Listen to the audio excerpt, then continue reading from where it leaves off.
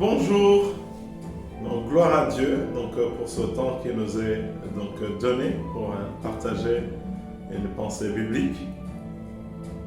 Voilà, la pensée que j'ai à cœur de nous partager en ces temps de Noël et de fin d'année, c'est de parler de Jésus-Christ, dans sa venue.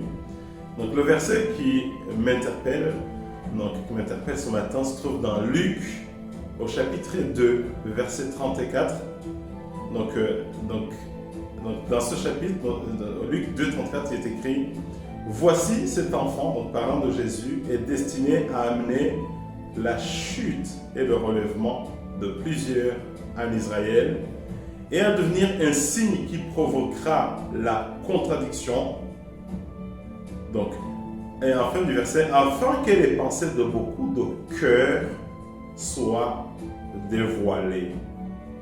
En fait, le verset nous dit que quand on expose l'évangile de Jésus-Christ, quand on rencontre Jésus-Christ, en fait, la vraie nature de notre cœur ressort. Maintenant, la question que je nous poserai, c'est qu'est-ce qui est ressorti de nous? Est-ce que on a laissé cet évangile nous pénétrer pour devenir une personne créée à l'image de Christ, devenir des Christ sur la terre? Est-ce qu'aujourd'hui, le cœur qu'on a permis que cet évangile nous transforme pour qu'on puisse avoir la conviction que si aujourd'hui on partait de cette terre, on atterrirait dans la présence de Dieu? Mon frère, ma soeur, demain, ce n'est qu'une espérance. C'est une espérance. Et plus on avance, 2024, 2025, plus les ténèbres sont beaucoup plus larges sur la terre. Il faudra vraiment avoir un cœur de Christ pour traverser ces temps. Je prie que ce soit notre partage, votre partage et mon partage.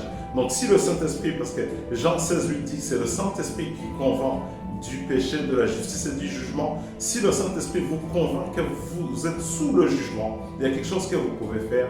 Ce que vous pouvez faire, c'est de demander à Dieu un nouveau cœur.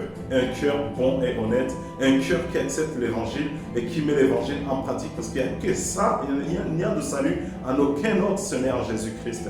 Regardez ce que 1 Samuel 19 dit. Il dit, dès que Saul y tournait le dos pour se séparer de Samuel, Dieu lui donna un autre cœur. Si Dieu a donné à Saül, le roi Saul, un nouveau cœur, il peut vous donner, il peut me donner un nouveau cœur qui est capable de recevoir l'évangile, la pratiquer et avoir la conviction que si on partait de cette terre-là, on irait dans la présence de Dieu.